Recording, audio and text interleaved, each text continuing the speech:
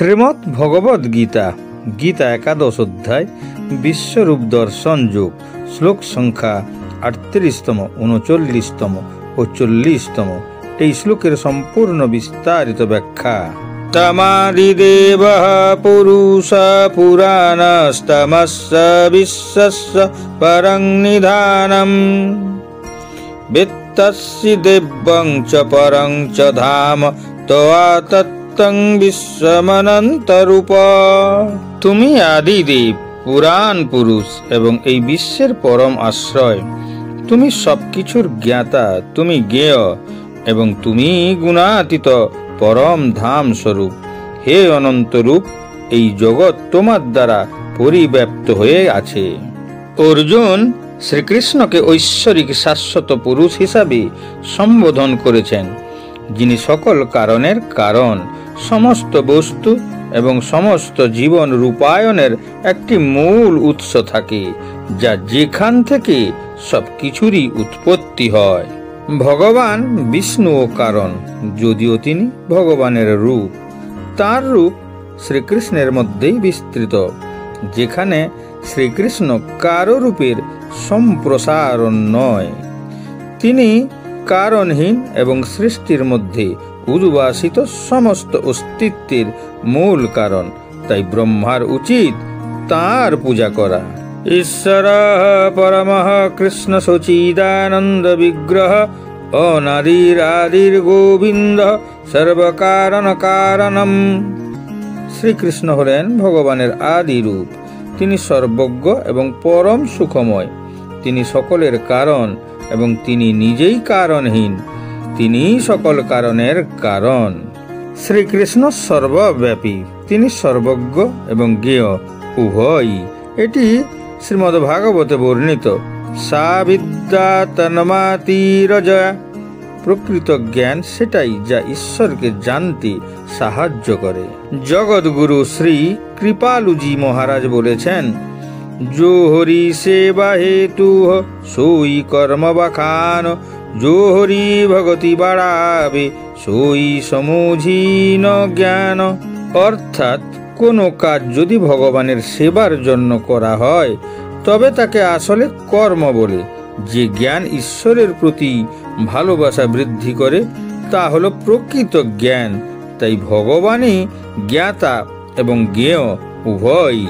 বায়ুর্যমোগ্নির্বরুণঃ শশাঙ্কঃ প্রজাপতিস্ত্বং প্রপিতামহশ্চ নমো নমস্তে হস্তু সহস্রকৃত্ব পুনশ্চ ভোপি নমো নমস্তে।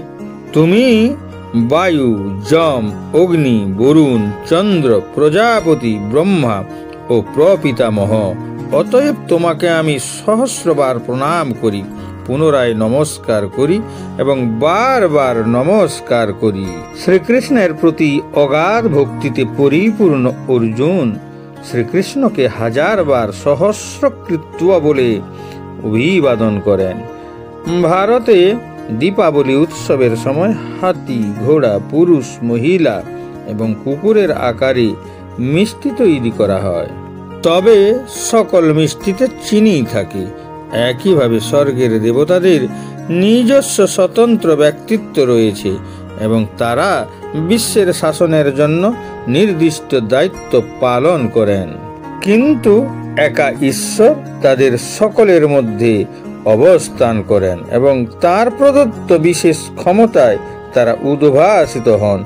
আর একটি উদাহরণ দিয়ে বোঝা যায় যে সোনা দিয়ে বিভিন্ন ধরনের অলংকার তৈরি করা হয়। সকল অলংকারের বিভিন্ন বিভিন্ন রূপ রয়েছে এবং সেগুলি সবই সোনা দিয়ে তৈরি। তাই সোনাই একমাত্র অলংকার নয়, সমস্ত অলংকারই সোনা। সোনার মতোই ঈশ্বরই সকল দেবতা, কিন্তু সকল দেবতা ঈশ্বর নন। অতএব অর্জুন এই শ্লোকে বলেছেন যে শ্রীকৃষ্ণই বায়ু, যমরাজ, অগ্নি, বরুণ, চন্দ্র এবং ব্রহ্মাও। এই শ্লোকগুলি প্রকৃতপক্ষে অর্জুনের কানে সুখদ অনুভূতি প্রদান করে। তাই অর্জুন ভয় ভীতি কম্পিত হয়ে শ্রীকৃষ্ণের প্রতি ভক্তি সহকারে তাকে নমস্কার করেন এবং বারবার নমস্কার করতে থাকেন। নম পুরুস্তাদৎ পৃষ্ঠতস্তে নমস্তুতে সর্বত এব সর্ব অনন্ত বীর্যামিত বিক্রমস্তং সর্বং সমাপ্নোসি ততোসি সর্ব। হে সর্বাত্মা, তোমাকে সম্মুখে পশ্চাতে ও সমস্ত দিক থেকেই নমস্কার করছি। হে অনন্ত বীর্য, তুমি অসীম বিক্রমশালী, তুমি সমগ্র জগতে ব্যাপ্ত, অতএব তুমি সর্বস্বরূপ। ক্রমাগত ভয়ভীত অর্জুন শ্রীকৃষ্ণের মহিমা গুণকীর্তন করতে করতে সম্মুখে পশ্চাতে বারবার নমস্কার করে ঘোষণা করেন যে তিনি অনন্ত বীর্য এবং অনন্ত বিক্রমস্তম, অর্থাৎ অসীম শক্তিশালী এবং পরাক্রমশালী। তিনি বিস্মিত হন এবং চারিদিক থেকে বারবার নমো নমো বলে শ্রীকৃষ্ণকে মহিমান্বিত করেন।